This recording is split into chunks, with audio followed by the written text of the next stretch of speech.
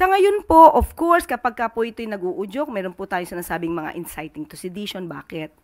Ito po ay gustong sirain ang pagpapatakbo ng administrasyon. Ito'y makakasira sa ekonomiya ng bansa.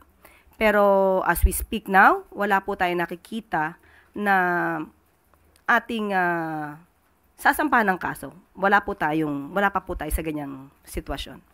Lastly, Yusek, sakali pong gagawin talaga ito ng mga OFWs at hindi magpapadala ng remittance, may hakbang din po ba ang gobyerno gaya ng pag-alis o pagsuspende sa kanilang mga benepisyo na ibinibigay din ng gobyerno?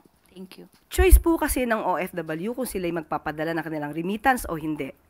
Wala po tayong hahadlangan kung ano man ang kagustuhan nila. Pero muli, tayo ay mananawagan sa mga OFWs, ang gobyerno po ay hindi nyo po kalaban.